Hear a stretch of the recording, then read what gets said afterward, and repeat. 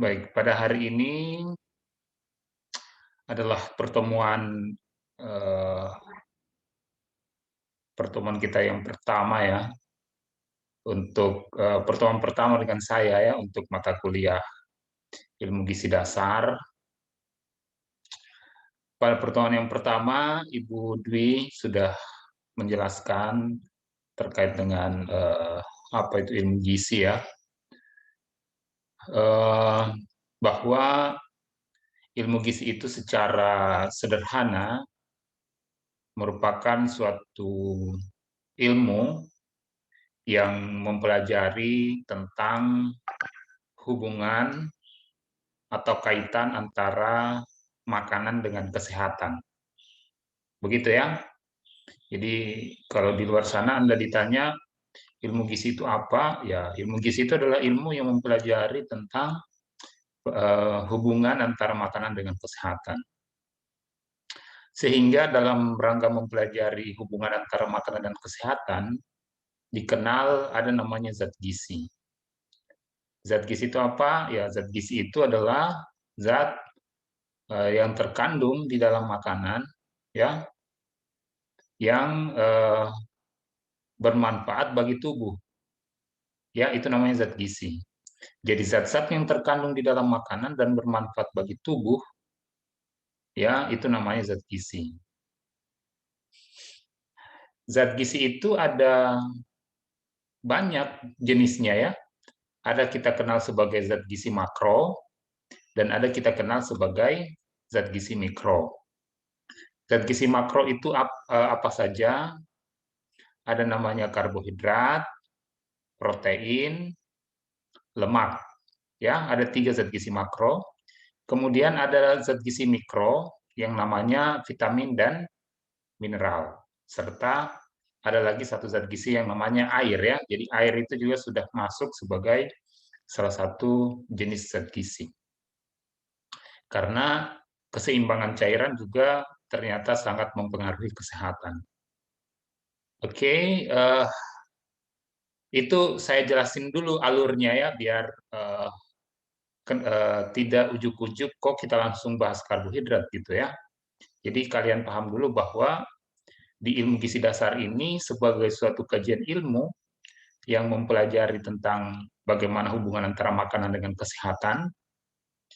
Di dalamnya itu tentu akan membahas tentang zat-zat yang terkandung di dalam makanan yang punya peranan atau bermanfaat bagi tubuh ya, atau bagi kesehatan tubuh.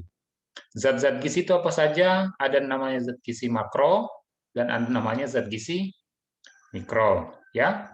Zat gizi makro itu ada karbohidrat, protein, dan lemak ya. Sedangkan zat gizi mikro adalah vitamin dan mineral. Serta ada lagi satu zat gizi yang lain yang disebut dengan air ya, atau cairan. Zat-zat gizi inilah yang selama di pertemuan di mata kuliah ilmu gizi dasar akan coba diulas satu persatu. Suara saya kedengaran ya? Jelas ya? Iya, Bapak. Jelas, Bapak. Oke, zat-zat gizi inilah Jelas, yang Bapak. akan dibahas di setiap pertemuan. Pada pertemuan pagi hari ini, kita akan coba diskusi terkait dengan zat gizi yang pertama, yaitu karbohidrat. Ini adalah topik bahasan yang akan kita diskusikan terkait dengan apa itu karbohidrat, bagaimana pencernaannya di dalam tubuh, penyerapannya, dan metabolismenya. Kemudian bagaimana kebutuhan karbohidrat, serta sumber karbohidrat dalam makanan. Serta yang terakhir, kita akan diskusikan terkait dengan akibat kekurangan ataupun kelebihan karbohidrat dalam tubuh. Bisa ya? Baik, ketika kalian SMA, terutama yang di jurusan IPA, istilah fotosintesis itu sebenarnya bukan lagi istilah yang baru, tapi ini sudah istilah yang umum, di mana kita mengenal namanya istilah fotosintesis, itu artinya adalah ada proses pembentukan pembentukan karbohidrat ya atau gula yang dilakukan oleh tanaman yang memiliki klorofil atau hijau daun dengan bantuan sinar matahari. Jadi pada tanaman-tanaman yang memiliki daun hijau dengan bantuan sinar matahari itu dengan bahan dasarnya adalah air dan karbon dioksida, itu dia berfotosintesis menghasilkan gula dan oksigen ya. Itu reaksi fotosintesis. Gula ya atau sugar inilah yang kita kenal sebenarnya sebagai salah satu karbohidrat ya, salah satu jenis karbohidrat. Ya. Jadi karbohidrat itu apa? Secara kimia dia itu tersusun atas atom karbon, hidrogen, dan oksigen ya, yang berfungsi sebagai bahan untuk pembentuk energi. Kalau rumus kimia itu CH2O N ya, dengan rasio atom karbon berbanding hidrogen berbanding oksigen itu 1:1, 1:2:1. Oke, yang lagi tidak enak badan, kalau off kameranya tidak apa-apa, silakan. Wah, Dania error, tidak bisa masuk terus, cari jaringan yang bagus ya. Oke, kemudian kalau kita bicara tentang gula ya atau salah satu jenis karbohidrat, itu ada secara kimianya kalau dia tersusun atas 6 atom karbon itu namanya heksosa, dan kalau dia misalnya tersusun atas 5 atom karbon itu namanya pentosa ya. Heksosa itu kan berarti dia jenis gula di mana penyusunnya itu terdiri atas 6 atom karbon. Kalau pentosa berarti itu 5 atom karbon.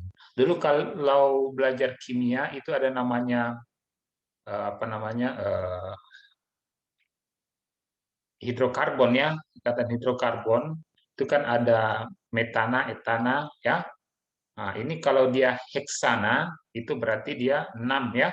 Heksa itu 6 ya. Kemudian penta itu artinya 5. Jadi kalau pentosa berarti gula yang ternyata 5 atom karbon, dan heksosa berarti gula dengan 6 atom karbon. Kemudian karbohidrat itu secara berdasarkan struktur jumlah monomer gulanya atau jumlah berdasarkan struktur molekulnya itu dibagi atas 4 bagian ya, atau secara umum dibagi atas 2. Ada namanya karbohidrat sederhana dan ada namanya karbohidrat kompleks ya. Karbohidrat sederhana itu tersusun atas apa? Dia terdiri lagi atas yang kita kenal dengan nama monosakarida, disakarida, oligosakarida ya, sedangkan karbohidrat kompleks itu adalah polisakarida ya. Kenapa kita perlu mempelajari secara atau mengetahui struktur kimia daripada jenis karbohidrat ini? Karena nanti seseorang itu ketika mengkonsumsi karbohidrat itu ada pengaruhnya terhadap kesehatan, ada kondisi-kondisi tertentu, misalnya yang dianjurkan makan jenis karbohidrat tertentu. Jadi kita harus tahu pengelompokan daripada karbohidrat itu sendiri. Baik, kita akan coba lihat yang mana sih yang kita kenal dengan namanya monosakarida. Monosakarida itu mono artinya satu ya, berarti dia itu merupakan gugus gula sederhana. Jadi monosakarida itu gula sederhana, hanya 1 unit gula. Monosakarida yang umum itu ada beberapa, ada namanya glukosa, fruktosa, galaktosa ya, atau ada juga namanya gula alkohol seperti manitol dan sorbitol. Itu adalah jenis-jenis monosakarida. Kemudian disakarida Di itu artinya dua ya, di sakarida berarti dia tersusun atas dua gugus gula ya, atau dua unit gula. Dia di sakarida terbagi di sakarida yang umum itu ada tiga jenis. Ada namanya sukrosa, laktosa, dan maltosa. Kalau sukrosa itu dia tersusun atas satu glukosa dan satu fruktosa. Kemudian laktosa itu tersusun atas satu glukosa dan satu galaktosa. Sedangkan maltosa itu satu glukosa dan satu glukosa. Jadi glukosa plus glukosa itu maltosa, jadi maltosa, laktosa satu glukosa ditambah satu galaktosa, sukrosa satu glukosa dan satu fruktosa ya. Jadi apabila monosakarida ini berikatan ya, dia akan membentuk disakarida ya. Kemudian yang berikutnya adalah oligosakarida. Oligosakarida itu terdiri atas 3 sampai 9 unit gula. Ada beberapa jenis oligosakarida, contohnya seperti rafinosa, staciosa, dan lain-lain. Ya. Kemudian yang berikutnya adalah polisakarida. Polisakarida ini dia tersusun atas 10 atau lebih ya dari unit gula ya, atau lebih dari 9 unit gula. Contohnya apa? Contohnya adalah pati ya, yang tergolong pati dan non pati. Kalau pati itu apa? Kelompok pati yang termasuk pati seperti amilosa, amilopektin, kemudian non pati seperti selulosa, hemiselulosa, dan lain-lain ya. Tadi sudah saya sampaikan secara apa namanya struktur molekulnya atau jumlah gugus gulanya atau jumlah unit gulanya itu bisa kita kelompokkan secara garis besarnya dua, karbohidrat kompleks dan karbohidrat sederhana. Karbohidrat sederhana terdiri atas monosakarida, disakarida, dan oligosakarida. Contoh monosakarida itu apa? Ya, ini tadi glukosa, fruktosa, dan galaktosa. Kalau disakarida ada laktosa, sukrosa, dan maltosa, oligosakarida, rafinosa, polisakarida seperti pati, amilopektin, selulosa, dan lain-lain. Ya. Baik. Nah, yang berikutnya adalah ketika karbohidrat ini masuk di dalam tubuh, apa yang terjadi? Ya, ketika karbohidrat masuk dalam tubuh, apa yang terjadi? Bagaimana nasibnya dia? Prinsip pencernaan dan penyerapan karbohidrat, prinsipnya adalah karbohidrat kompleks tadi, ya, karbohidrat kompleks tadi itu harus diubah, ya, harus diubah atau diubah oleh tubuh, dicerna oleh tubuh sehingga menjadi ikatan-ikatan yang lebih kecil, ya, menjadi ikatan yang sederhana, menjadi karbohidrat sederhana, terutama dalam bentuk glukosa dan fruktosa, sehingga dapat diserap oleh pembuluh darah melalui dinding usus halus. Jadi prinsipnya adalah tadi, yang dikonsumsi manusia itu biasanya nasi. Nasi itu mengandung pati, ya. Nasi itu yang kita makan itu di dalam mulut, masuk sampai di lambung, kemudian masuk ke usus, itu dia mengalami proses pencernaan. Jadi pati tadi yang bentuknya karbohidrat kompleks itu harus dicerna dulu oleh tubuh menjadi karbohidrat yang sederhana, ya. Dalam hal ini dia diubah sedemikian rupa sampai menjadi glukosa dan fruktosa. Kenapa harus menjadi glukosa dan fruktosa? Karena tubuh itu tidak bisa menyerap dalam bentuk oligosakarida atau polisakarida. Tidak, dia hanya bisa karbohidrat itu bisa diserap apabila bentuknya sudah sangat sederhana, yaitu dalam bentuk glukosa dan fruktosa. Ya. Pencernaan karbohidrat itu terjadi di mana? Pencernaan karbohidrat itu karbohidrat kompleks itu dimulai sejak di mulut ya sampai dengan di usus halus. Nah, coba kita lihat apa yang terjadi daripada karbohidrat ini ketika mulai masuk mulut sampai dengan usus halus. Yang pertama ketika dia di mulut, karbohidrat itu ya tentu makanan yang mengandung karbohidrat ya. itu dikunyah ya secara fisik ya, secara mekanik, makanan itu dipecah menjadi partikel yang lebih kecil. Di dalam mulut itu ada enzim amilase ya, yang terkandung di dalam air liur, itu dia akan memecah zat tepung atau pati ya menjadi dextrin, kemudian menjadi maltosa. Maltosa itu kan adalah salah satu jenis oligo ya, jenis oligosakarida. Kemudian ketika ini sudah jadi pati itu jenis karbohidrat kompleks ya. Ketika pati ini masuk ke dalam lambung, ya dia kan sudah dipecah ini menjadi agak lebih sederhana di dalam mulut oleh enzim amilase. Kemudian ketika dia turun masuk ke dalam lambung, maka lambung dia akan mencampur partikel makanan itu dengan sekresi dari lambung. Ada beberapa sekresi di lambung, misalnya adalah asam lambung ya. Jadi lambung itu dengan gerak peristaltisnya itu dia akan mencampur makanan dengan zat-zat yang dikeluarkan oleh asam lambung. Kemudian makanan dari lambung itu akan turun masuk ke usus halus. Di dalam usus halus ada beberapa enzim ya yang memecah daripada karbohidrat tadi. Yang pertama masih ada enzim amilase yang berasal dari pankreas. Jadi apabila tadi di mulut proses mengunyahnya, proses pencernanya belum maksimal, maka di bagian usus halus masih tetap ada enzim amilase yang akan memecah zat tepung ya atau pati atau karbohidrat kompleks tadi menjadi jenis maltosa. Ya. Kemudian di dalam usus halus juga ada enzim sukrase ya yang akan bekerja pada sukrosa untuk menghasilkan fruktosa. Jadi sukrase itu adalah enzim yang memecah sukrosa. Sukrosa ini kan jenis disakarida ya, sedangkan fruktosa adalah jenis monosakarida ya. Kemudian ada enzim laktase, dia akan bekerja mengubah laktosa dan menghasilkan galaktosa ya. Jadi galaktosa itu adalah jenis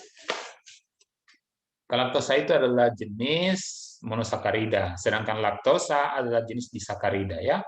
Kemudian ada enzim maltase yang bekerja mengubah maltosa untuk menghasilkan glukosa ya.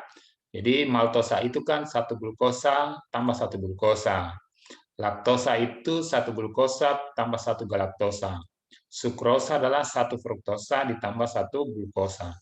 Jadi semua disakarida tadi ketika sudah masuk di usus halus, maka akan ada enzim amilase, sukrase, laktase, dan maltase yang akan mengubahnya menjadi karbohidrat sederhana. Dalam hal ini adalah fruktosa dan glukosa ya. Kemudian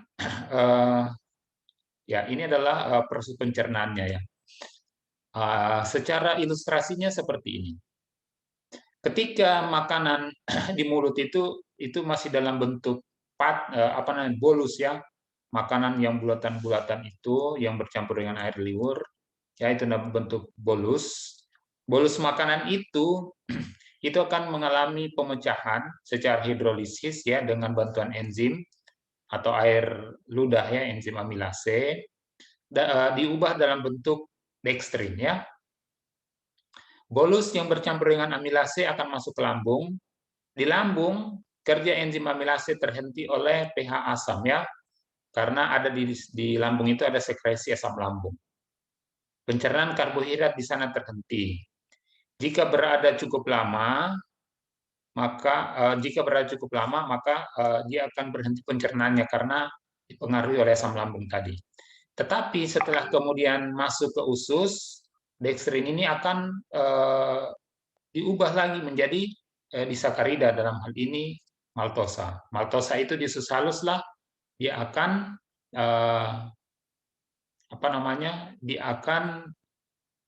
dipecah menjadi jenis monosakarida, dalam hal ini glukosa, fruktosa, dan galaktosa. Karbohidrat itu diserap di usus halus, itu yang harus dipahami. Ketika dia diserap di usus halus, maka bentuknya itu dalam bentuk monosakarida. Saya ulangi berkali-kali bahwa karbohidrat itu diserap di usus halus dalam bentuk monosakarida, yaitu dalam bentuk glukosa, ya, fruktosa dan galaktosa. Bagaimana proses penyerapannya itu? Penyerapan di usus halus itu terjadi melalui sel epitel usus halus, kemudian diangkut oleh sistem sirkulasi darah, monosakarida melalui vena porta dibawa ke hati, di mana glukosa dan fruktosa dan galaktosa diubah menjadi glukosa. Jadi kalau fruktosa dan galaktosa dia dibawa di hati diubah menjadi glukosa. Kalau glukosa dia akan secara langsung diserap melalui sel epitel usus halus. Nah, bagaimana proses penyerapannya atau absorpsi daripada karbohidrat? Ini tadi saya sudah sampaikan bahwa karbohidrat itu diserap dalam bentuk monosakarida, ya, yaitu glukosa, fruktosa, dan galaktosa melalui mukosa usus dan diangkut ke hati melalui vena porta. Ya, jadi kalau jenis glukosa dia langsung masuk ke mukosa usus, kalau fruktosa dan galaktosa dia diangkut ke hati, kemudian di hati dia akan diubah menjadi glukosa, ya. Absorpsi glukosa dan galaktosa secara transfer aktif, sedangkan fruktosa secara difusi. Ya, transfer aktif itu artinya butuh energi, ya. Sedangkan kalau secara difusi itu berdasarkan perbedaan konsentrasi.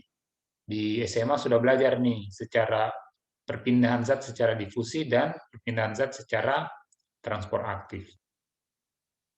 Kemudian absorpsi karbohidrat itu berlangsung di sepanjang usus halus pertama, ya, di bagian proksimal. Proksimal itu di bagian atasnya, di bagian awal, ya, atau kita kenal dengan bagian duodenum, ya. Kemudian dan semakin menurun ke arah distal. Distal itu ke arah ujung, ya. Karbohidrat yang tidak dapat dicerna seperti selulosa, galaktan, pentosan itu akan masuk ke usus besar dan difermentasi oleh mikroorganisme. Jadi ada jenis karbohidrat kompleks, ya, ada jenis karbohidrat kompleks yang tidak bisa diserap, ya, tidak bisa dicerna, ya, oleh tubuh. Ya, itulah yang akan masuk ke usus besar. Selulosa itu salah satu jenis serat, ya, yang di dalam tubuh kita kenal dengan istilah serat. Itu akan dia masuk ke usus besar dan di usus besar dia akan difermentasi oleh mikroorganisme. Ya, proses fermentasi di usus besar ini kadang akan menghasilkan gas karbon dioksida sehingga bisa keluar dari tubuh sebagai flatus atau kita kenal dengan istilah kentut, ya. Kemudian sisa karbohidrat yang tidak dapat diserap ini ya tentu saja akan dibuang oleh tubuh sebagai tinja, ya. Jadi begitulah proses perjalanan daripada karbohidrat ketika mulai masuk di mulut sampai kemudian dia keluar menjadi tai, ya. Atau sederhananya ketika Anda makan nasi kuning, ya, ketika Anda makan nasi kuning pagi hari, ya sebagai anak gizi itu harus mengetahui bagaimana nasib nasi kuning Anda ketika sudah masuk di mulut sampai dia sebelum keluar menjadi tai. Ya, orang gizi itu tahu gimana perjalanannya dia, apa yang terjadi, apa kandungan nasi kuningnya, apa yang terjadi di dalam tubuh, ya. Nah, metabolismenya daripada karbohidrat itu, metabolisme itu adalah proses penguraian zat, ya, menjadi energi, ya. Jadi kan karbohidrat itu fungsinya salah satunya sebagai penghasil energi. Pertanyaannya adalah bagaimana sih prosesnya di dalam tubuh itu sampai dia menghasilkan energi? Tadi sudah sampai diserap, artinya sudah masuk di dalam sel, ya. Jadi ketika glukosa itu masuk ke dalam darah, itu akan meningkatkan daripada kadar glukosa, ya, kadar glukosa darah. Kadar glukosa darah yang meningkat di dalam tubuh itu akan direspon oleh otak yang akan memerintahkan pankreas untuk mengeluarkan hormon insulin, ya, untuk mengeluarkan hormon insulin Dan pada saat yang bersamaan hormon glukagon akan turun. Apa fungsinya daripada insulin ini? Insulin ini adalah hormon yang dihasilkan oleh pankreas yang mengubah gula darah, ya, atau mengubah glukosa yang ada di dalam darah agar masuk ke dalam sel untuk bisa dimetabolisme menjadi energi. Dia fungsinya berlawanan dengan fungsi daripada glukagon. Kalau glukagon, dia justru mengubah gula di dalam otot atau di dalam sel masuk ke dalam ke dalam darah, ya, agar kadar glukosa dalam darah meningkat. Ketika terjadi peningkatan pengambilan glukosa oleh hati atau otot atau sintesis daripada glikogen, maka dan jaringan lemak, kelebihan glukosa dapat dikonversi menjadi asam lemak dan trigliserida oleh hati dan jaringan lemak. Jadi ketika di dalam tubuh itu ada kelebihan glukosa, ya, ada kelebihan glukosa, maka glukosa ini akan diubah, ya, akan dikonversi menjadi lemak dan trigliserida. Siapa yang organ apa yang mengubah itu? Yaitu hati, hepar, ya, liver, ya, itu yang mengubahnya. Jadi orang-orang yang memiliki lemak atau kadar lemak yang tinggi, jumlah lemak yang tinggi, itu bukan saja karena konsumsi makanan yang mengandung lemak yang tinggi, tetapi juga bisa disebabkan karena dia terlalu banyak mengkonsumsi karbohidrat. Karena apabila jumlah karbohidrat di dalam tubuh meningkat, ya, maka kelebihan daripada glukosa tadi yang tidak diubah menjadi energi atau yang tidak digunakan menjadi energi, maka karbohidrat itu akan justru diubah menjadi asam lemak dan trigliserida. Kemudian proses kebalikannya adalah apabila misalnya di dalam darah itu kadar glukosa darah menurun, maka akan terjadi proses sebaliknya, ya, dengan mengubah glikogen atau glukosa yang ada di dalam otot, ya, itu akan diubah di hati, ya. Hati itu akan mengubahnya glikogen di hati sebagai sumber glukosa darah, sedangkan glikogen otot sebagai bahan bakar untuk membentuk energi. Jadi glikogen yang ada di hati itu akan justru diubah menjadi glukosa darah, sedangkan glikogen yang ada di otot itu akan diubah membentuk energi. Hormon apa yang mengubahnya? Itu namanya ada hormon, bukan hormon, ya. Ya, hormon glukagon namanya, ya. Sedangkan yang mengubah dari glukosa darah menjadi glikogen itu namanya insulin. Kalau dari glikogen menjadi glukosa itu namanya glukagon. Kemudian hasil akhir daripada proses metabolisme karbohidrat itu adalah energi, ya. Energi itu dalam bentuk hasil akhirnya itu secara kimia dalam bentuk ATP, ya, atau adenosin trifosfat. Kalau kamu belajar di IPA dulu, ini sudah ada nih. Kamu belajar dulu IPA menghasilkan energi dalam bentuk ATP. Kemudian ada zat sisa, ya, yang dihasilkan oleh metabolisme karbohidrat ini. Apa yang dihasilkan sebagai zat sisanya?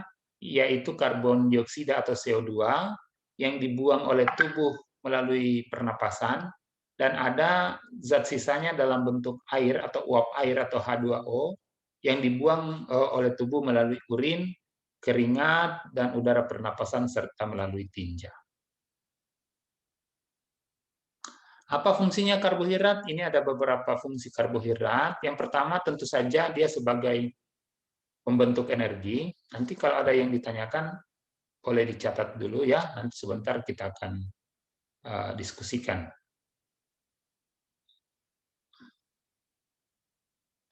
Ada beberapa fungsi daripada karbohidrat. Yang pertama, ya tentu saja tadi sudah saya sampaikan bahwa Fungsi dari karbohidrat itu sebagai sumber energi. Ya, 1 gram karbohidrat itu setara dengan 4 kilokalori. Saya ulangi lagi, sebagai anak gizi ini harus tahu bahwa 1 gram karbohidrat itu setara atau menghasilkan 4 kilokalori. 1 gram karbohidrat setara atau menghasilkan 4 kilokalori.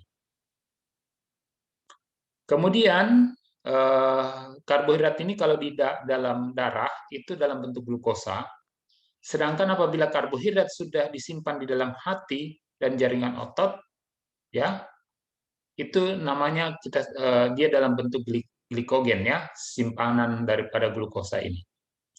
Kemudian ingat, karena fungsinya daripada karbohidrat sebagai energi, maka ada beberapa sistem tubuh yang sangat tergantung pada keberadaan glukosa, yaitu sistem saraf pusat, ya, dan otak itu sangat tergantung sekali pada glukosa. Kalau tidak ada glukosa, otak Anda bisa mati dan Anda bisa game. Sehingga apabila Anda tidak makan, maka simpanan otot, ya, atau glikogen tadi itu akan diubah oleh tubuh dengan glukagon tadi sehingga menjadi glukosa. Glukosa itu akan dilepas dalam aliran darah, oleh aliran darah akan dibawa ke otak dan seluruh organ tubuh yang lain untuk kemudian dimetabolisme agar dia menjadi energi. Kemudian fungsi daripada karbohidrat yang lain, ya karena karbohidrat ini untuk jenis monosakarida dan disakarida itu cita rasanya cenderung manis, ya. Jadi yang Anda rasakan yang manis-manis itu adalah karbohidrat tuh. Jenis karbohidrat yang paling manis itu adalah fruktosa, ya. Jenis fruktosa. Kemudian fungsi karbohidrat yang berikutnya adalah sebagai penghemat protein. Kenapa kita katakan sebagai penghemat protein? Karena protein itu fungsi utamanya sebenarnya adalah sebagai membangun sel tubuh, ya, sebagai membangun sel tubuh. Apabila misalnya di dalam tubuh itu karbohidrat tidak mencukupi, maka tubuh itu akan memecah daripada protein tadi yang seharusnya untuk membangun sel tubuh untuk pertumbuhan, maka Anda tidak bertumbuh lagi, tetapi protein Anda dipecah menjadi energi. Nah, sehingga dengan adanya konsumsi karbohidrat ini, maka pemecahan protein itu diminimalisir, sehingga protein ini bisa melaksanakan fungsi utamanya sebagai membangun sel tubuh dalam proses pertumbuhan atau mengganti sel-sel yang sudah tua, ya, atau yang sudah rusak. Kemudian karbohidrat itu juga berfungsi dalam mengatur metabolisme lemak, ya. Karbohidrat itu mencegah terjadi oksidasi lemak yang tidak sempurna, ya, atau penumpukan keton. Jadi begini, ketika tubuh Anda itu tidak cukup mengkonsumsi karbohidrat, maka tubuh itu akan merespon dengan memecah, ya, daripada lemak dan protein. Kalau proses oksidasi lemak, ya, untuk diubah menjadi glukosa, itu prosesnya itu akan menghasilkan zat yang kita kenal dengan nama keton, ya, atau badan keton. Kalau dia menumpuk di dalam tubuh, ini tidak baik bagi tubuh, ya. Ini akan bisa menyebabkan keracunan, ya, sehingga ya Anda tidak boleh tidak mengkonsumsi karbohidrat, tapi terlalu banyak makan karbohidrat juga tidak bagus. Jadi harus tahu seberapa banyak. Kemudian yang berikutnya adalah membantu pengeluaran daripada feses. Ya, tentu saja tadi saya sudah sampaikan bahwa ada jenis karbohidrat yang tidak dicerna, tidak dapat dicerna di dalam tubuh, seperti selulosa, ya. Selulosa itu yang kita kenal dengan nama serat. Ya, serat ini ya tentu fungsinya dia akan membantu memberi bentuk pada feses. Jadi kalau orang yang tidak konsumsi seratnya rendah, itu biasanya akan mencret, sakit perut, ya. Nah, itu bentuk daripada fesesnya itu tidak jelas, bukan tidak jelas, cair ya, tidak ini. Ya, itulah jenis karbohidrat inilah yang kita kenal dengan nama serat ini yang kemudian memberi bentuk dan tentu saja dia mengatur peristaltik usus ya. Jadi ya tadi usus itu kan dia bekerja ya, dia meremas-remas tuh. Kalau istilahnya SMA dulu gerak peristaltik itu gerak meremas-remas pada usus ya, atau pada tenggorokan ya. Nah, lantas pertanyaannya adalah kira-kira berapa tuh kebutuhan daripada karbohidrat untuk seseorang? Jadi ada rekomendasi bagi orang yang sehat itu direkomendasikan karbohidrat itu sebanyak 50-65% dari total kebutuhan energi. Ya, dari total kebutuhan energi. Itu sebaiknya berasal dari karbohidrat kompleks dan 10%-nya berasal dari karbohidrat sederhana. 50-65% itu bagaimana? 50-65% itu misalnya setelah dihitung kebutuhannya seseorang itu, misalnya untuk orang dewasa, di pertemuan pertama kalian sudah belajar tentang AKG, misalnya seseorang itu kebutuhan energinya 2000 kilokalori. Kebutuhan karbohidratnya sebenarnya itu hanyalah sekitar 50-65% dari 2000 kilokalori tersebut. Jadi kalau misalnya dia 2000 kilokalori, kalau 50%-nya berarti dia 1000 kilokalori. 1000 kilokalori itu kemudian kita konversi ke dalam gram, 1 gram karbohidrat itu setara dengan 4 kilokalori. Berarti kalau 1000 kilokalori, ya berarti dia sekitar 250, ya 250 gram karbohidrat. 250 gram karbohidrat ini sebagai seorang ahli gizi, halo? Halo? Ya, Apa Pak. suara saya masih kedengaran? Oke. Ya, ya, Pak. Ya, Ya, Pak. Ini Ya, Pak. Ada masih kedengaran, Pak. ini saya beri ilustrasi ya. ya ada Bapak. Saya beri ilustrasi bagaimana cara memperkirakan kebutuhan energi yang misalnya orang butuh karbohidrat itu, kebutuhan karbohidratnya 50-65%. Misalnya seseorang itu setelah dihitung kebutuhannya, dia butuh 2000 kilokalori ya. 2000 kilokalori. Kalau kalian baca di kemasan makanan, itu ada tulisannya, diet berdasarkan 2100 kilokalori. Ya? Ada yang pernah lihat di kemasan makanan seperti itu? Ada yang pernah lihat?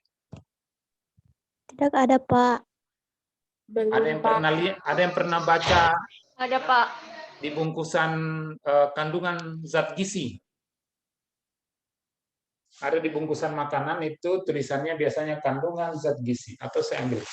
Saya contohkan misalnya di teh kotak, ya.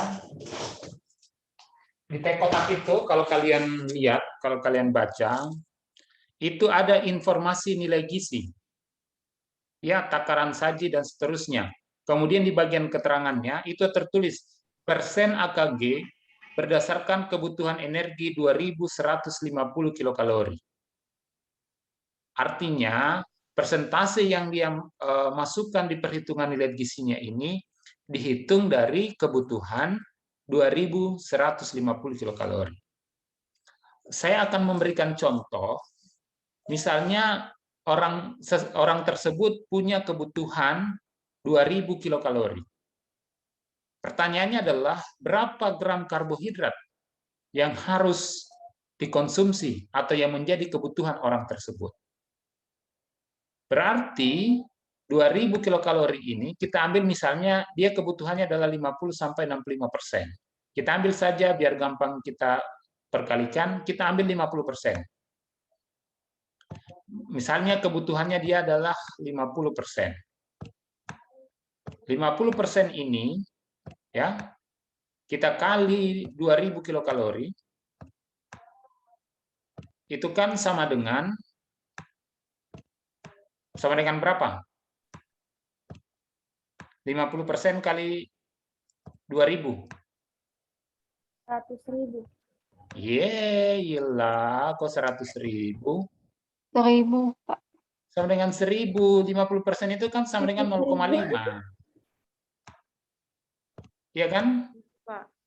Iya, berarti 1000 kalori. Ya, 1000 kilokalori. Berarti 1000 kilokalori yang menjadi kebutuhan orang ini haruslah dipenuhi dari karbohidrat. Nah, pertanyaannya, 1000 kilokalori ini berapa gram karbohidrat? Tadi di awal saya sudah sampaikan bahwa 1 gram ya, 1 gram karbohidrat 1 gram karbohidrat itu sama dengan berapa kilokalori? 4. Betul, sama 4. dengan 4 kilokalori. 4 kilokalori ya. 4 kilokalori. 4 kilokalori. Berarti kalau 1000 kilokalori, berapa gram karbohidrat? Berarti 1000 bagi 4. Iya kan? Sama dengan 250 gram. Sebagai seorang ahli gizi, Anda harus dituntut punya kemampuan menghitung ini. Berarti orang ini yang punya kebutuhan 2000 kilokalori tadi, itu membutuhkan karbohidrat sebanyak 250 gram. Ini adalah kebutuhan karbohidrat 250 gram. Nah, pertanyaannya adalah 250 gram itu makan nasi berapa banyak tuh? Makan roti berapa banyak tuh? Ini adalah kebutuhan dalam satu hari ya. Kebutuhan dalam satu hari, 24 jam. Nah, pertanyaannya 250 gram itu berapa banyak dia harus makan nasi? Berapa banyak dia harus makan sayur? Berapa banyak dia harus makan minum teh? Berapa banyak dia harus makan roti? Berapa banyak dia harus makan dari gorengan? Nah, sebagai seorang ahli gizi, Anda dituntut harus bisa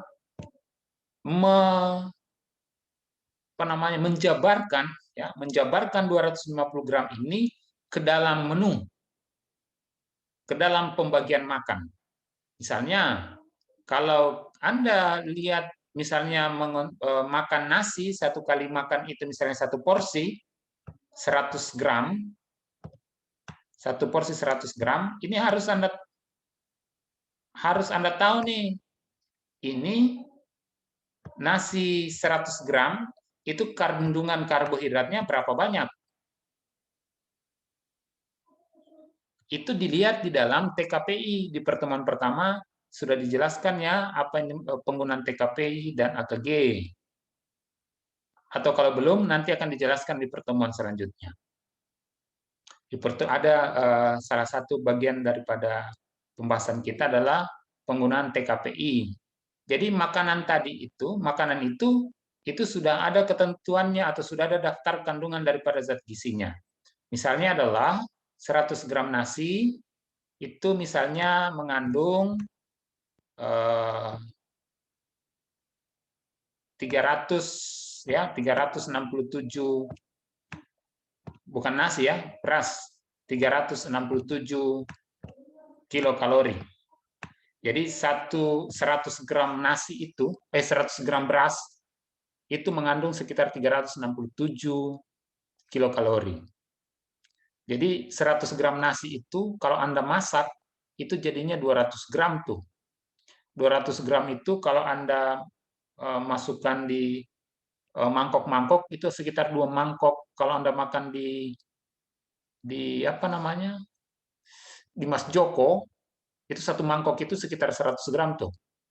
Kalau 200 gram nasi, itu berasnya 100 gram, karena perbandingannya dia 1:2.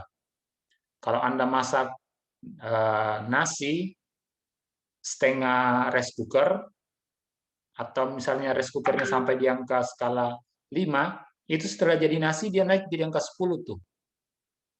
Kenapa katanya sehingga kenapa kalau masak nasi itu sebanyak airnya, sebanyak nasinya, sebanyak airnya, setinggi nasinya setinggi air ya, karena perhitungan mengembangnya nasi itu segitu biasanya. Kalau bikin bubur dia 1:4 ya, satu nasi, atau ya kalau bikin campuran 1:4,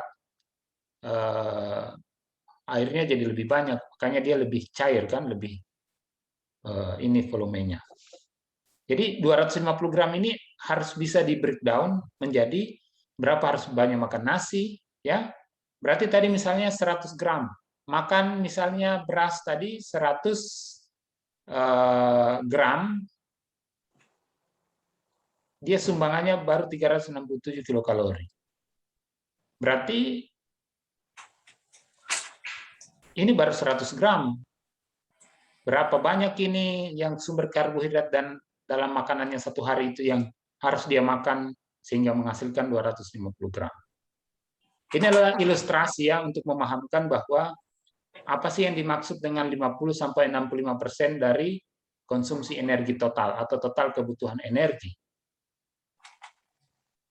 Kemudian karena serat itu merupakan salah satu jenis karbohidrat, maka kita dianjurkan mengkonsumsi serat itu sekitar 20-30 gram per hari. Kalau Anda ingin tahu berapa kandungan seratnya dari jenis makanan yang Anda konsumsi, Anda buka tabel komposisi pangan Indonesia atau TKPI namanya. Anda buka di sana ada. Misalnya nasi itu atau mangga itu per 100 gram berapa sih kandungan seratnya? Ada di TKPI tersebut. Kemudian lemak. Kebutuhan lemak, ya lemak dan asam amino serta gliserol ini dapat diubah menjadi glukosa. Jadi kalau misalnya tadi saya sampaikan, kalau di dalam tubuh Anda kurang makan nasi atau kurang mengkonsumsi karbohidrat, ya tubuh bisa mengubah lemak ya dan protein diubah menjadi glukosa ya untuk memenuhi kebutuhan daripada karbohidrat Anda.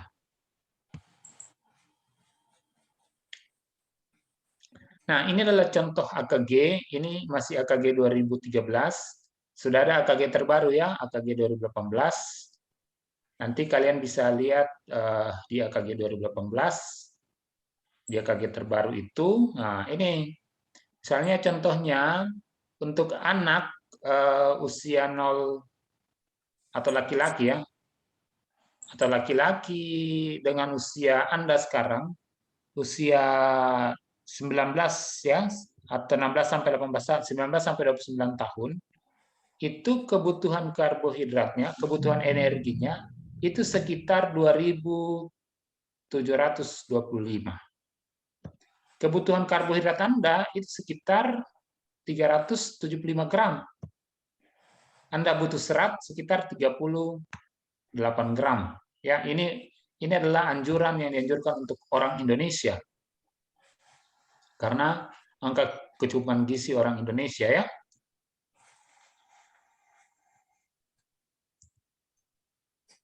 Kemudian ini adalah angka kecukupan gizi berdasarkan AKG. Nah, pertanyaan selanjutnya adalah di mana sih sumber daripada karbohidrat itu dalam makanan? Ada beberapa jenis bahan makanan yang di dalamnya mengandung karbohidrat. Sumber utama daripada karbohidrat itu adalah jenis padi-padian ya. Jenis padi-padian. Jenis padi-padian itu seperti padi, sorghum ya. Nah, itu adalah sumber karbohidrat. Kemudian susu. Susu itu juga di dalamnya mengandung karbohidrat, terutama jenis galaktosa, ya. Kemudian ada madu, kemudian jenis umbi-umbian, kacang-kacangan kering, gula, ya itu adalah jenis bahan makanan yang mengandung karbohidrat. Kandungan karbohidrat daripada setiap bahan makanan Anda buka di dalam TKPI. Semua sudah punya TKPI? Belum? Belum, Pak. Belum, Pak. Nanti akan Belum, Pak. dibagikan ya. Belum, Nanti akan ada topik pembahasan TKPI. Nanti akan dibagikan TKPI. TKPI ini apa fungsinya? TKPI ini berfungsi untuk ini semacam kamus ya. Biar kamu ngerti nih. TKPI itu apa? Kamus. Semacam kamus untuk melihat berapa kandungan zat gizi daripada makanan per 100 gram. Nih, per 100 gram. Ini tulisannya. Komposisi zat gizi makanan per 100 gram BDD. Berat dapat dimakan maksudnya. Ini saya ambil contoh. Misalnya beras tadi. Beras giling, beras merah giling. Beras merah giling itu memiliki kandungan energi sekitar 357. Ini kalau beras giling pelita merah, dia kandungan energinya per 100 gram tadi ya, per 100 gram tadi 369. Kemudian beras giling variasi rojo lele mentah itu kandungan energinya sekitar 357 kalori. Kandungan proteinnya 8 gram. Kandungan lemaknya berapa? 1,7. Kandungan karbohidratnya 77,1. Kandungan seratnya 0,2 gram. Ya. Sampai kandungan vitaminnya beta karoten, ya, niacin, vitamin C dan seterusnya. Anda dengan menggunakan TKPI ini, Anda bisa mengetahui berapa kandungan zat gizi dari setiap bahan makanan tersebut per 100 gram. Jadi Anda sudah bisa membayangkan tuh, kalau Anda makan nasi yang berasal dari beras yang beratnya 100 gram, energinya 357 misalnya. Ini adalah kandungan zat gizi daripada bahan makanan atau kandungan karbohidrat bisa dilihat dalam TKPI tadi. Nah, topik bahasan kita yang terakhir adalah isu-isu atau masalah kesehatan ya yang berhubungan dengan konsumsi karbohidrat. Yang pertama itu ada namanya kita kenal kekurangan energi dan protein atau KEP. KEP ini adalah kondisi di mana dia kekurangan asupan, kekurangan konsumsi daripada energi. Dia kurang makan nih, kekurangan karbohidrat nih, kekurangan energi. Kalau dia kekurangan, kalau dia kelebihan juga, itu ada istilah namanya obesitas dan ada namanya istilah overweight. Kelebihan berat badan dan obesitas. Itu juga masalah tuh yang ada kaitannya dengan konsumsi karbohidrat. Dia terlalu banyak mengkonsumsi karbohidrat. Yang berikutnya lagi, ada isu atau ada masalah kesehatan yang namanya diabetes mellitus. Diabetes mellitus ini adalah di masyarakat kita kenal dengan penyakit gula. Itu adalah kondisi di mana seseorang itu kadar glukosa darah di dalam tubuhnya itu terlalu tinggi atau tidak normal. Kenapa? Karena ada beberapa penyebabnya. Bisa saja karena insulin tadi yang saya jelaskan di awal tadi yang mengubah glukosa darah menjadi glukosa otot atau glikogen itu sudah tidak berfungsi lagi karena insulinnya dengan alasan tertentu mau kelebihan, mau tidak cukup jumlahnya atau mungkin Oke, yang mau bertanya ditahan dulu pertanyaannya ya. Nanti terakhir kita akan diskusikan ya. Kemudian, maksudnya kamu catat aja dulu pertanyaannya, nanti sebentar ditanyakan. Kemudian yang berikutnya ada intoleransi laktosa. Intoleransi laktosa itu tubuh tidak bisa mencerna laktosa. Kemudian ada karis gigi. Karis gigi itu biasanya karena ada sisa-sisa daripada konsumsi karbohidrat di mulut sehingga menempel di gigi, kemudian membuat gigi cepat rusak karena karbohidrat tadi bereaksi cepat menjadi asam sehingga merusak emel gigi. Kemudian ada juga namanya terkait dengan fungsi serat daripada tubuh untuk mencegah beberapa penyakit. Serat ini salah satu jenis karbohidrat. Kemudian ada lagi namanya indeks glikemik daripada bahan makanan. Orang-orang yang mengalami diabetes itu harus mengkonsumsi makanan dengan indeks glikemik yang rendah. Indeks glikemik itu apa? Itu adalah semacam nilai yang menunjukkan kecepatan makanan dalam meningkatkan kadar glukosa darah. Kalau orang diabetes tentu saja kadar glukosa darahnya tidak bisa atau tidak dianjurkan mengkonsumsi makanan yang cepat memicu naiknya glukosa darah. Nah, ini tadi ya penjelasannya dari setiap tadi itu. Kalau kekurangan berarti kebutuhannya dan asupannya tidak seimbang ya, tidak seimbang antara yang dia makan dengan yang dia butuhkan. Kekurangan energi karbohidrat ya itu bisa terjadi pada balita, ada istilah marasmus dan kwashiorkor. Kemudian juga bisa terjadi pada wanita usia subur, sehingga kalau dia hamil, anaknya nanti bisa BBLR. Kelebihan karbohidrat itu bisa menyebabkan obesitas ya dan overweight ya, overweight hingga obesitas. Obesitas itu apabila lingkar perutnya ya, obesitas sentral, lingkar perutnya lebih dari 90 cm untuk laki-laki, perempuan lebih dari 80 cm. Kemudian kelebihan berat badan maupun obesitas itu merupakan faktor risiko penyakit seperti penyakit jantung, ya, penyakit hipertensi, diabetes mellitus, dan yang lain. Intoleransi laktosa apa? Ya, tadi sudah disampaikan bahwa tubuh itu tidak bisa memecah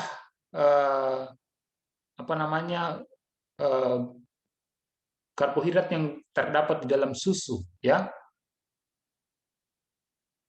Karena ya itu tadi bisa saja karena tidak ada enzim laktase atau enzim laktasenya kurang ya.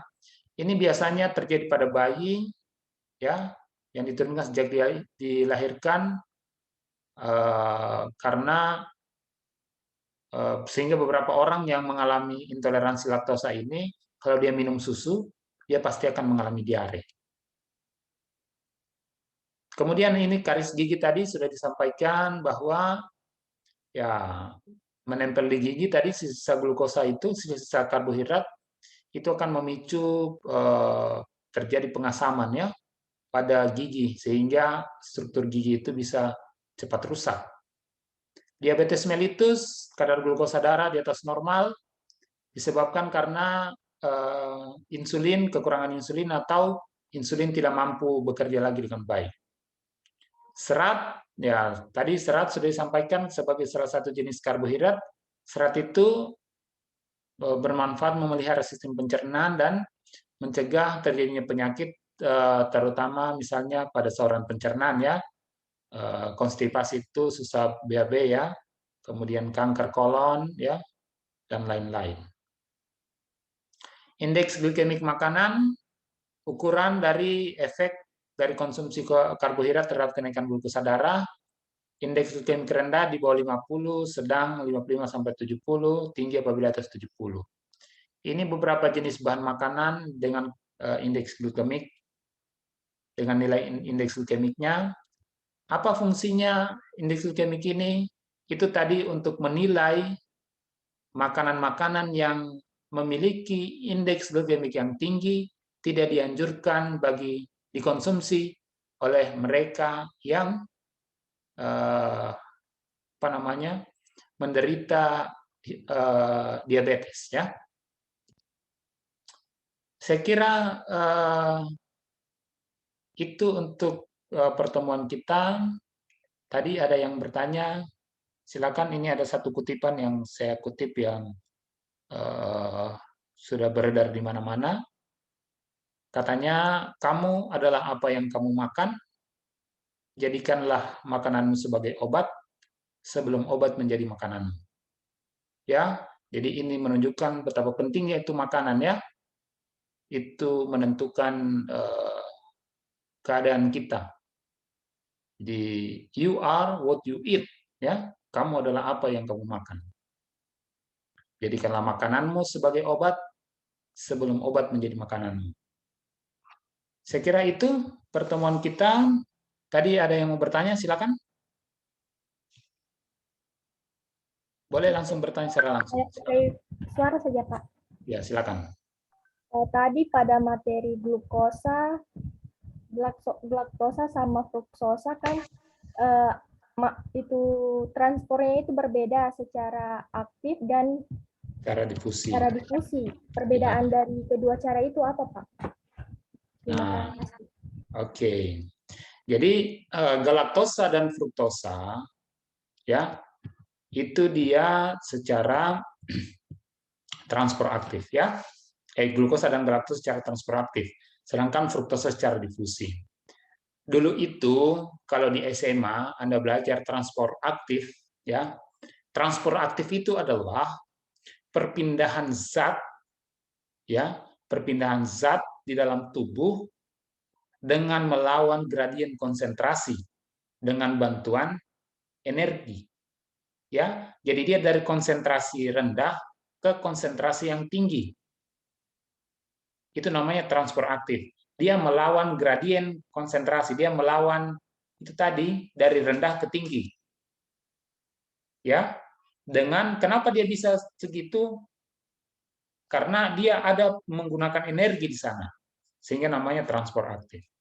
Sedangkan secara difusi itu adalah perpindahan zat di dalam tubuh tanpa bantuan energi dengan cara mengikuti gradien konsentrasi.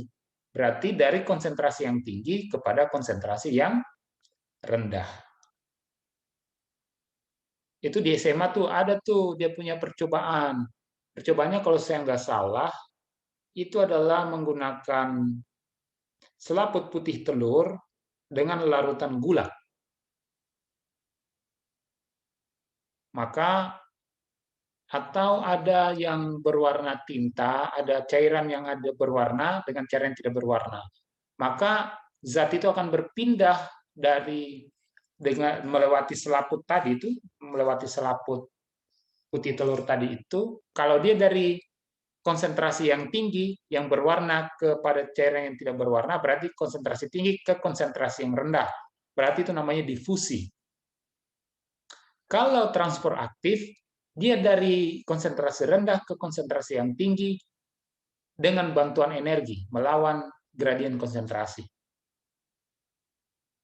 Begitu maksudnya. Jadi galaktosa ini, jadi absorpsi itu kan artinya diserap ya. Apa itu absorpsi? Diserap, penyerapan. Berarti ketika karbohidrat tadi ilustrasinya misalnya seperti pipa ya. Di usus itu, usus pintu masuknya makanan atau karbohidrat sederhana tadi ini dalam bentuk fruktosa, galaktosa, dan glukosa, itu pintu masuknya untuk masuk ke dalam aliran darah. Jadi di sel mukosa usus atau di sel mukosa itu seperti sel mukosa itu contohnya adalah sel bola mata Anda, itu namanya sel mukosa. Di dalam hidung Anda juga, di ujung hidung Anda, di dalam itu yang dicolok kalau Anda swab, itu juga sel mukosa namanya. Di dalam usus juga ada sel yang sama, yang namanya sel mukosa usus. Karbohidrat itu ketika masuk sudah ada sampai di usus Anda, ketika dia mau masuk ke dalam sel, ya kan, ketika sudah mau diserap itu, ini dia proses kejadiannya. Kalau yang karbohidrat dalam bentuk glukosa dan galaktosa dengan cara transport aktif, sedangkan kalau yang fruktosa dia akan masuk secara difusi. Begitu anunya ya. Dia punya ilustrasi. Ada lagi atau ada tanggapan? Ya, sudah, Pak. Yang lain ada yang mau ditanyakan?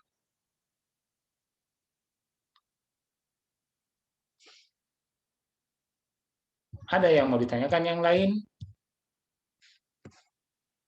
Silakan.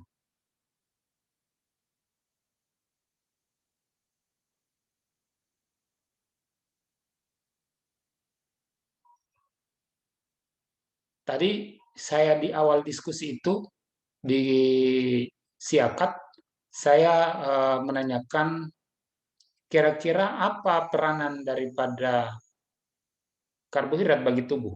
Ada yang mau menyampaikan di sini komentarnya, jawabannya?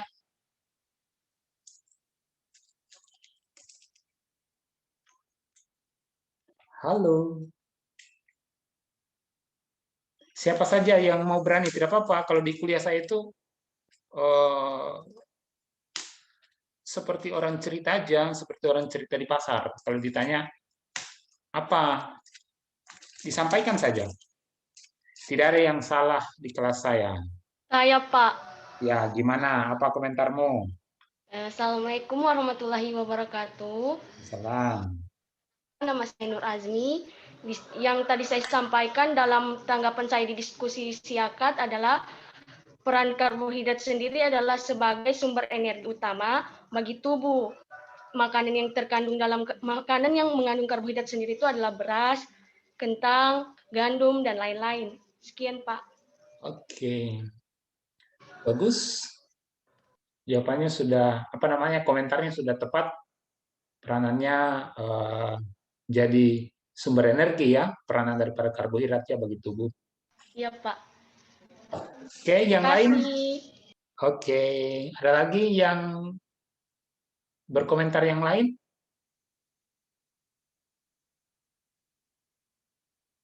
Halo. Ada lagi yang berkomentar yang lain? Apa-apa, sampaikan saja. Ada yang sama? Siapa yang sama? Siapa yang komentarnya sama di itu? Nih, ada Ayu Anindita. Coba Ayu Anindita, kamu bertanya langsung lah. Jangan di chat ini karena kita kuliah itu bukan hanya belajar agar otak terisi, tetapi kita juga belajar agar kita bisa terampil atau agar kita bisa berlatih menyampaikan apa yang kita pikirkan. Coba Ayu Andinita, gimana? Assalamualaikum Bapak. Waalaikumsalam.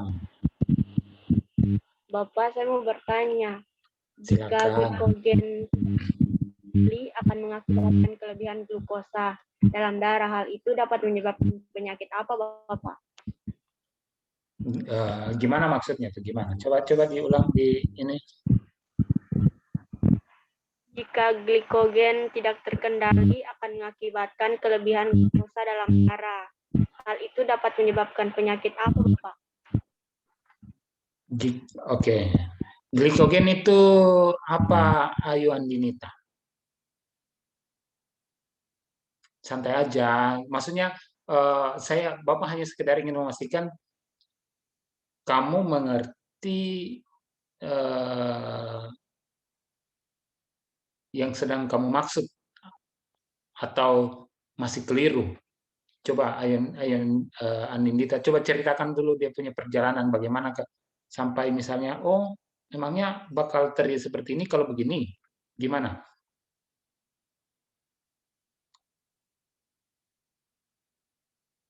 Yuk,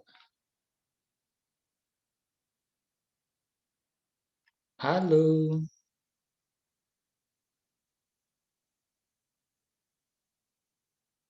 halo Ayu Anindita, Ayu Anindita, kok hilang? Ayu Anindita masih ada? Bapak, Ya, gimana? Kan glikogen itu adalah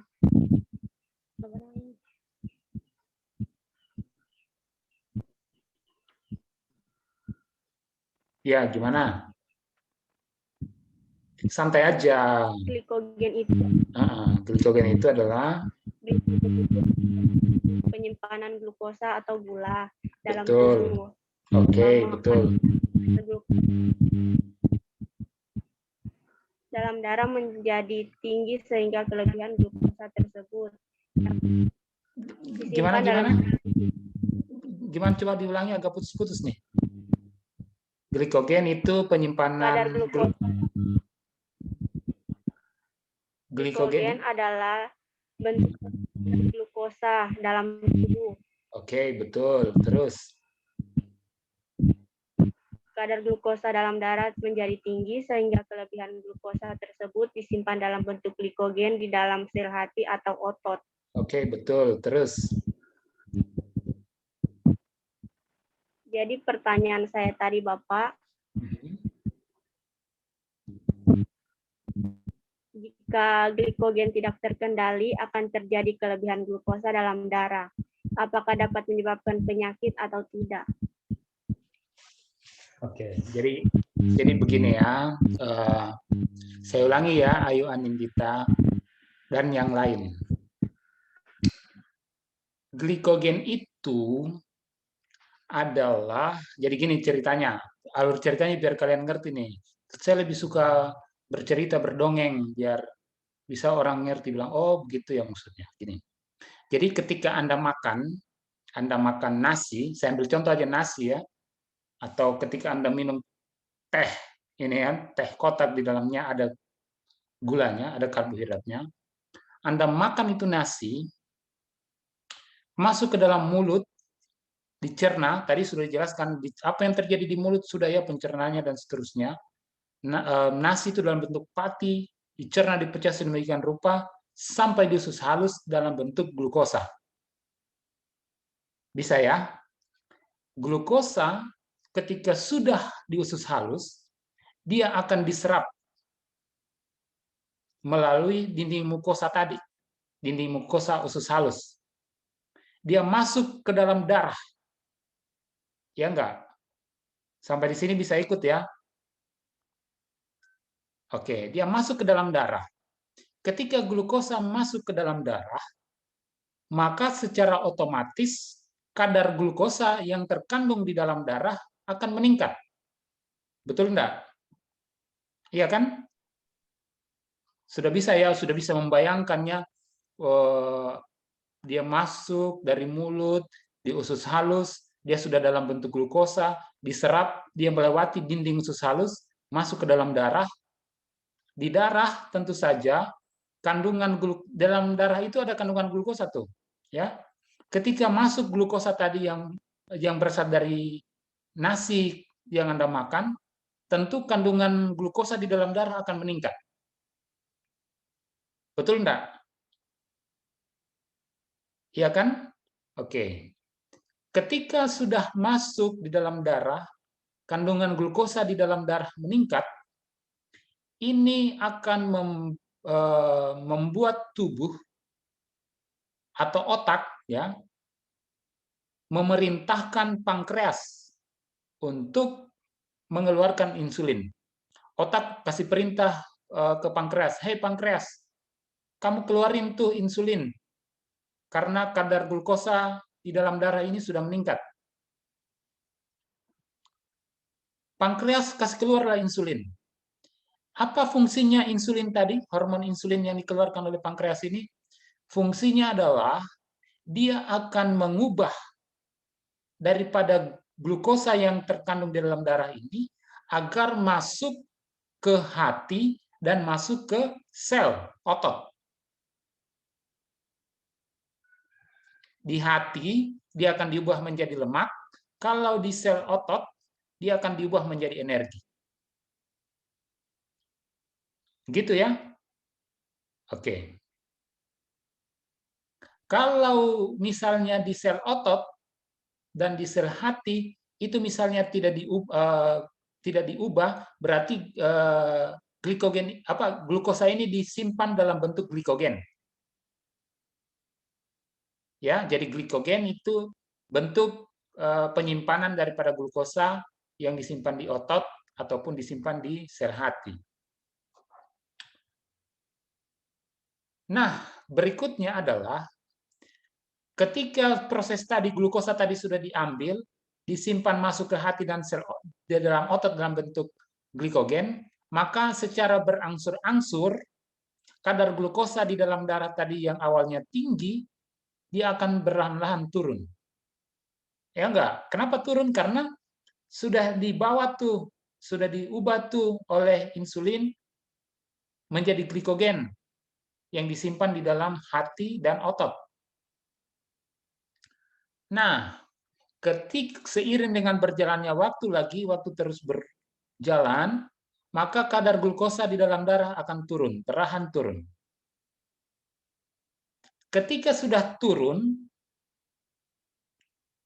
maka tubuh misalnya levelnya sudah sangat turun sekali nih, maka tubuh atau otak dia akan memberi perintah lagi, tubuh akan mengeluarkan yang namanya hormon glukagon.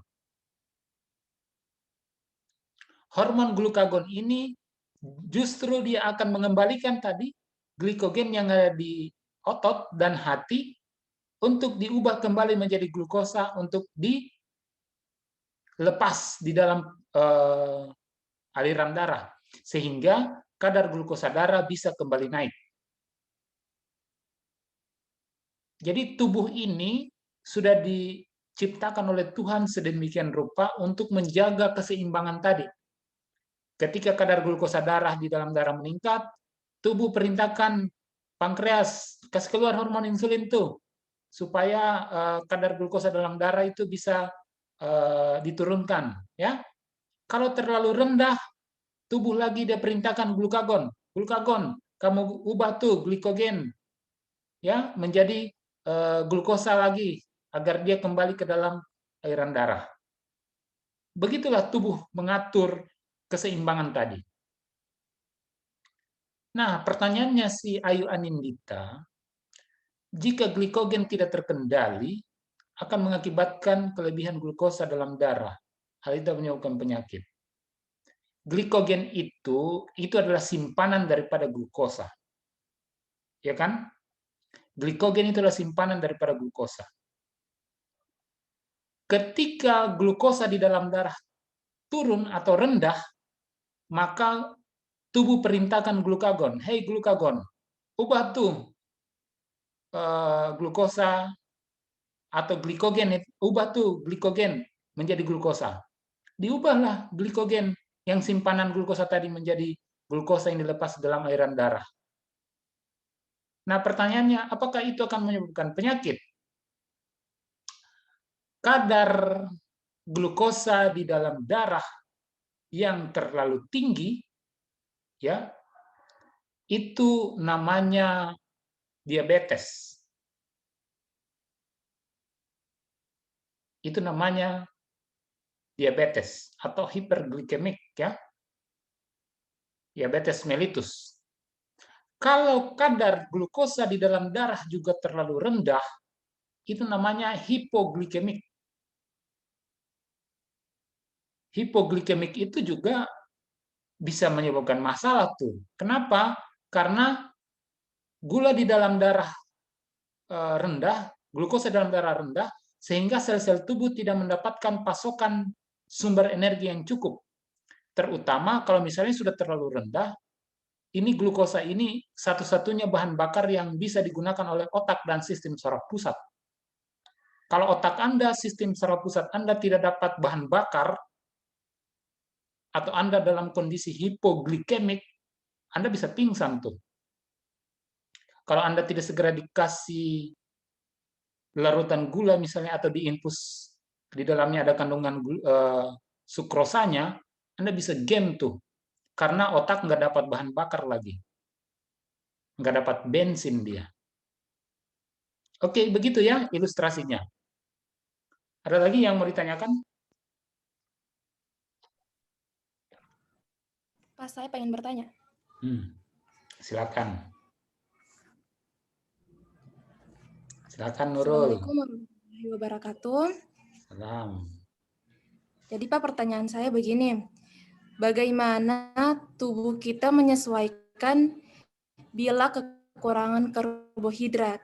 Dan apa yang akan digunakan untuk memperoleh energi? Sekian dan terima kasih.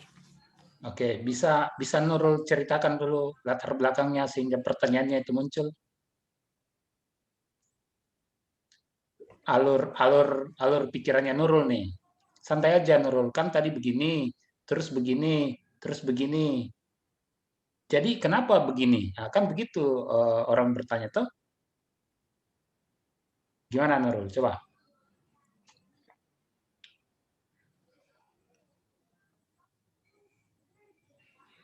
Coba Nurul.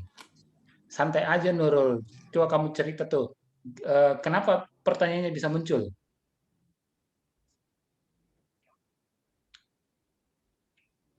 Jalan ceritanya gimana? Santai aja. Yang kamu pikirkan aja. Kita ini tidak butuh yang terlalu formal, tapi kita butuh bahwa alurnya kayak gini. Supaya apa Nurul? Supaya saya bisa menjawab, saya bisa menyelami pemikiranmu. Karena kalau saya tidak tahu pemikiranmu itu nggak bisa saya memahamkan Anda. Coba. Nurul.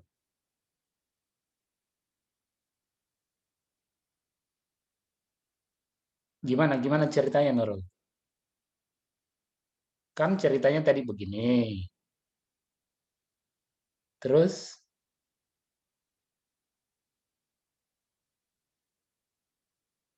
Nurul. Nurul malah matikan kameranya nih. Malah kabur. Nurul.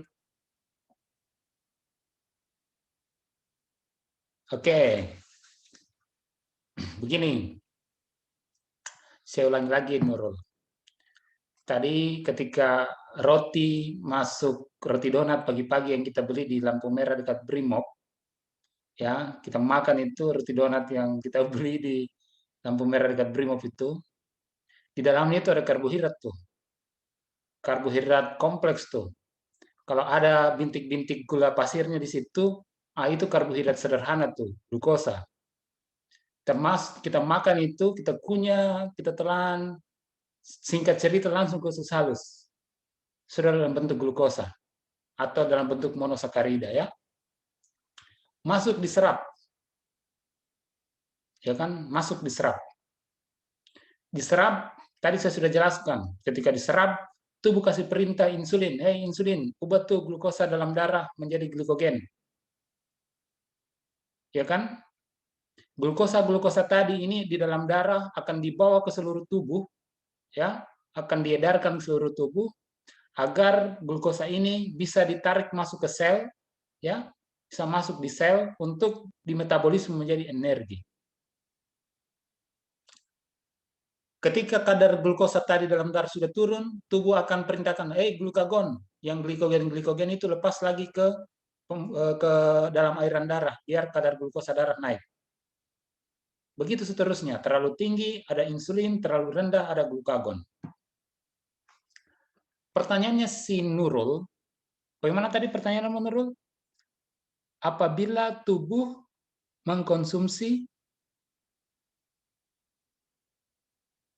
tidak mengkonsumsi karbohidrat ya? Tadi pertanyaannya Pak, apabila kita kayak kekurangan karbohidrat, bagaimana cara kita menyesuaikan, tubuh kita menyesuaikan? Bagaimana cara tubuh kita apabila kita kekurangan karbohidrat? Tadi anggap tuh kamu sudah makan roti kan, makan roti donat yang kita beli di Brimob. Selanjutnya Anda belinya jam 7 pagi tuh. Ternyata sampai jam 3 sore Anda tidak makan lagi tuh. Berarti tubuh tidak dapat suplai karbohidrat kan? Ya enggak? Nah, pertanyaannya adalah bagaimana caranya tubuh ini agar sel-sel tubuh ini tetap dapat energi, tetap dapat bahan bakar yang berasal dari karbohidrat. Iya kan? Oke. Berarti tadi ketika roti tadi di awal-awalnya ketika Anda habis makan, kadar glukosa darah Anda meningkat, kemudian tubuh perintahkan insulin, glukosa diubah menjadi glikogen. Ya kan? Ketika seiring berjalannya waktu, glukosa di dalam darah Anda turun karena waktu terus berlanjut, glukosa juga dari roti, dari Brimob juga sudah habis, tidak ada juga uang lagi kita beli nasi kuning untuk makan siang, sampai sore jam 3 kita tidak makan-makan, berarti glukosa dalam darah tidak meningkat lagi karena tidak ada asupan di dalam, tidak ada asupan yang masuk dari mulut kan, tidak ada makanan karbohidrat yang kita makan. Tubuh itu secara sedemikian rupa dia akan mengubah tadi itu, memerintahkan glukagon mengubah glikogen. Itu satu. Tetapi apabila juga glikogen ini juga tidak cukup, maka ada proses namanya yang melibatkan sel hati, ada namanya proses gluconeogenesis, yaitu glukosa dibentuk dari proses pemecahan lemak. Jadi apabila Anda tidak makan karbohidrat, maka tubuh itu akan memecah lemak, akan memecah cadangan lemak untuk diubah menjadi glukosa. Tetapi proses pemecahan lemak ini adalah reaksi oksidasi yang tidak sempurna, sehingga menghasilkan namanya badan keton. Ya, badan keton ini kalau dalam jumlah yang sangat tinggi di dalam darah, itu bisa menyebabkan keracunan, bisa namanya keton asidosis. Ya, orang bisa keracunan tuh, keracunan badan keton kalau terlalu banyak. Jadi tidak bisa juga Anda tidak makan Anda kan jadi mikirnya, oh kalau gitu nggak usah dong kita makan karbohidrat karena saya gemuk, banyak lemak. Nggak usah dong saya makan karbohidrat biar lemak saya aja tuh yang diubah jadi karbohidrat, jadi glukosa kan? Nggak bisa juga kayak gitu, karena kalau Anda tidak makan karbohidrat sama sekali, tubuh Anda itu akan bekerja keras, hati itu akan mengubah lemak itu tadi menjadi glukosa, tetapi ada hasil sampingan yang namanya badan keton. Badan keton ini kalau menumpuk dalam tubuh, itu akan bisa menyebabkan orang Anda keracunan. Ya, keracunan badan keton. Nah, itu juga tidak baik bagi kesehatan. Sehingga Anda diet itu dianjurkan tetap mengkonsumsi karbohidrat tapi dibatasi. Begitu. Nah, bagaimana kalau seandainya tadi lemak juga misalnya sudah habis? Yang akan dipecah selanjutnya adalah otot. Otot itu tersusun atas protein tuh. Lemak dipecah habis, sudah kurus kerempeng, udah nggak ada lagi tuh pipi-pipinya. Pipinya udah masuk ke dalam, pantatnya udah tepos, ya kan? Udah habis. Berarti yang akan diubah, dipecah berikutnya adalah protein. Justru otot, ya. Jadi nanti pada akhirnya tinggal kulit memukus tulang. Karena proteinnya juga dipecah menjadi glukosa untuk diubah menjadi energi. Bagaimana prosesnya di dalam tubuh? Kalau Anda mau lebih mendalam, itu di dalam namanya reaksi siklus Krebs, ya. Siklus Krebs itu adalah mulai dari ketika glukosa di dalam sel mau dimetabolisme menjadi ATP, itu ada namanya asetil-CoA, ya, siklus masuk kemudian ke siklus asam sitrat. Di situ pintu-pintunya banyak tuh. Ada pintu masuknya protein, ada pintu masuknya asam lemak. Sehingga dia bisa menghasilkan ATP dan hasil sampingan yang lain, CO2 dan H2O. Begitu ya. Nanti itu proses kompleksnya di dalam, itu semua terjadi dalam tubuh Anda tuh. Itu tidak hanya terjadi dalam tubuh orang lain, tetapi juga terjadi dalam tubuh Anda. Jadi jawabannya Nurul tadi Nurul ya, itu tadi tubuh kalau tidak dapat cukup asupan karbohidrat, dia akan mengubah lemak jadi glukosa. Lemak habis, dia akan mengubah protein tuh. Demikian juga kalau tubuh misalnya terlalu banyak makan karbohidrat, tubuh akan ubah tuh karbohidrat jadi asam lemak dan trigliserida. Sehingga jangan Anda berpikir orang gemuk itu bukan hanya karena terlalu banyak makan gorengan. Enggak juga, terlalu banyak makan nasi, terlalu banyak makan roti donat dengan bintik-bintik gula pasirnya yang dijual di lampu merah Brimob, itu juga bisa membuat Anda gemuk. Terlalu banyak minum minuman manis, sirup, teh kotak, dan lain-lain, itu juga bisa membuat Anda gemuk tuh. Karena kelebihan asupan karbohidrat. Saya kira demikian. Ada lagi yang mau ditanyakan?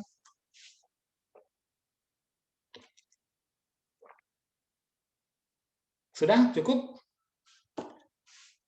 Kalau sudah tidak ada, kita cukupkan berarti ya pertemuan kita pada... Saya, Pak.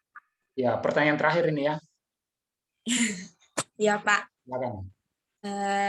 Terima kasih atas kesempatannya. Perkenalkan, nama saya Krista Astrid Sunia. Jadi pertanyaan saya begini, Pak. Kan ketika kita mengkonsumsi karbohidrat, makanan yang mengandung karbohidrat, kan itu akan menjadi glukosa. Nah, glukosa itu kan dia di dalam tubuh itu kan ada yang masuk ke dalam sel untuk menjadi energi, dan ada juga yang masuk ke dalam darah. Nah, kalau seandainya yang masuk ke dalam darah itu kan sudah berlebihan, otomatis kan dapat membuat penyakit diabetes. Ya, diabetes.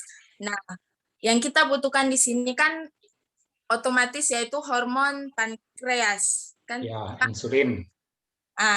Nah, kalau seandainya hormon pankreas itu mengalami kerusakan, apakah itu hormon pankreas itu bisa dipulihkan, Pak? Kalau seandainya bisa, dengan melakukan cara yang bagaimana? Kalau seandainya tidak bisa, mohon penjelasan juga, Pak. Terima kasih.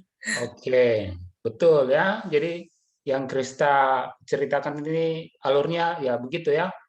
Jadi masuk makan roti donat di pintu 1 Brimob, masuk ada glukosanya, masuk ke dalam usus halus, diserap, masuk ke aliran darah dulu ya, masuk ke aliran darah. Darahlah yang kemudian mengalirkan tuh, menyebarkan atau membawa glukosa ke seluruh tubuh, ke seluruh sel-sel tubuh, ya. Jadi bukan masuk ke darah, satunya masuk ke sel, enggak. Tetapi masuk ke darah, oleh darah dibawa tuh ke seluruh sel-sel tubuh.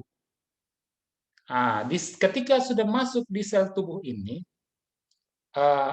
yang membantu masuknya glukosa dari darah masuk ke sel tubuh ini adalah insulin. Nah, pertanyaannya adalah, gimana tuh kalau insulinnya dia nggak bisa, atau dia insulinnya lemah, ya kan? Bisa tuh insulinnya lemah. Ada dua kemungkinan. Pertama, insulin itu dihasilkan oleh pankreas. Lebih spesifiknya lagi di pankreas ada namanya sel beta. Sel beta pankreas, dia menghasilkan insulin. Ketika pankreas menghasilkan insulin, ada dua kemungkinan. Pertama, jumlah yang dihasilkan itu cukup, jumlah daripada insulinnya yang dihasilkan cukup. Yang kedua, jumlahnya cukup, tetapi dia tidak cukup kuat, tidak bisa berfungsi dengan baik. Lemah, letoi dia. Nah, kalau dia jumlahnya tidak cukup, itu namanya kita sebut dengan DM tipe 1. Diabetes tipe 1. Artinya produksi insulin nggak cukup, atau sel beta pankreasnya rusak. Yang kedua, sel beta pankreas itu bisa saja memproduksi insulin dalam jumlah yang cukup, tetapi dia nggak bisa berfungsi tuh hormon insulinnya. Emang banyak yang dikeluarin, tapi mandul semua tuh. Ya, apa namanya, mandul dalam tanda kutip ya ceritanya, dia nggak ngefek tuh. Emang banyak, Bos, tapi dia nggak ngefek. Itulah yang kita sebut dengan DM tipe 2. Atau kita kenal dengan istilah resistensi insulin.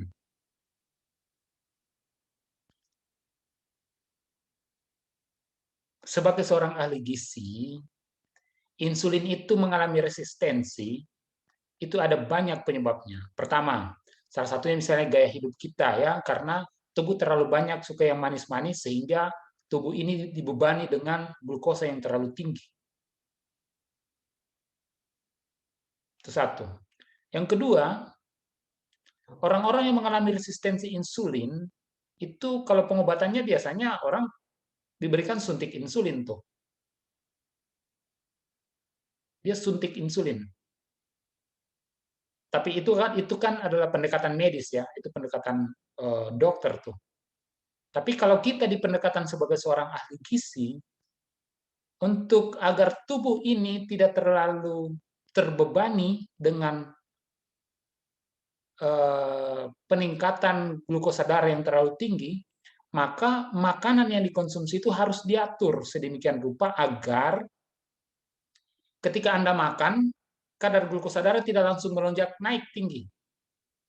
Karena kan panjang tuh perjalanan dari mulut sampai ke usus halus kan.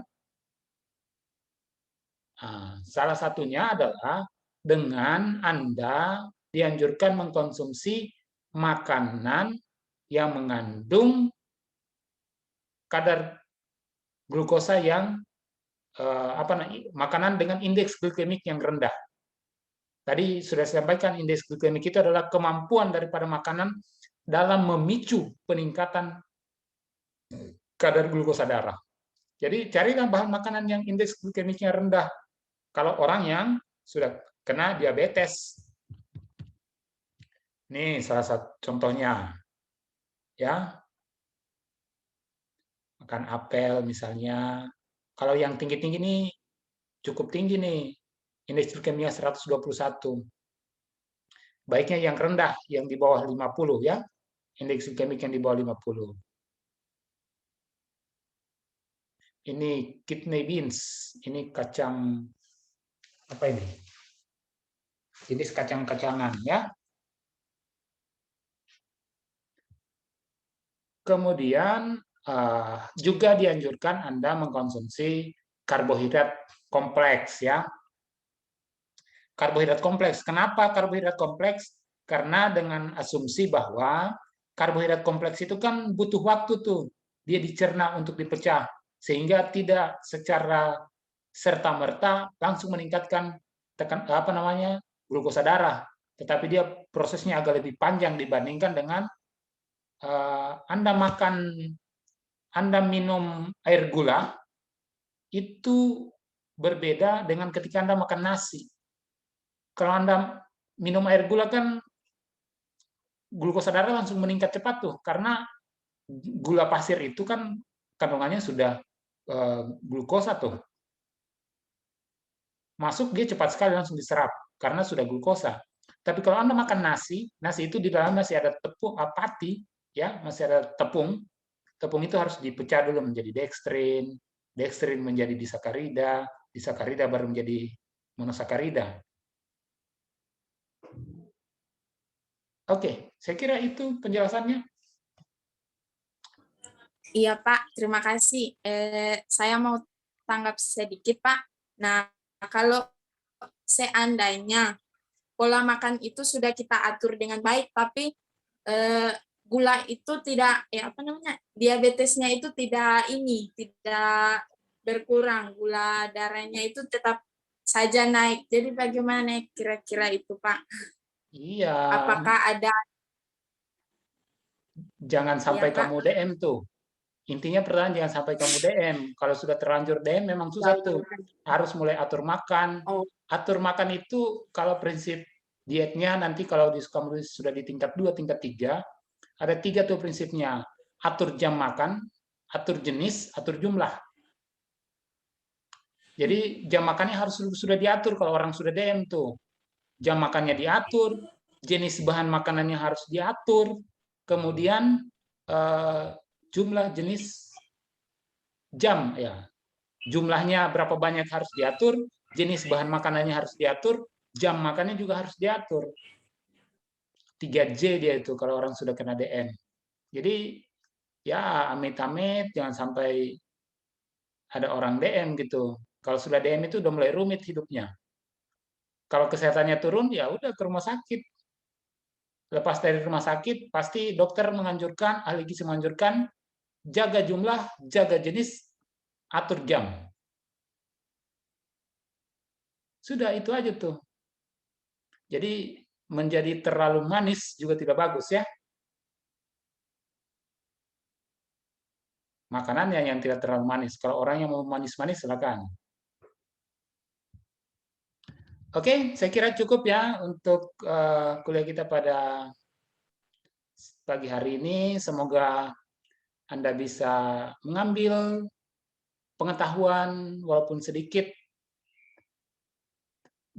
Kuliah dengan saya, Anda santai tapi tetap serius ya, biar ada pemahaman yang tertinggal ya. Karena tantangannya kita kuliah online ini begini. Saya kira itu saya akhiri perkuliahan kita. Kita sudah kuliah dari jam 10, dari jam 9. Wah, sudah 2 jam. Terima kasih banyak. Saya akhiri.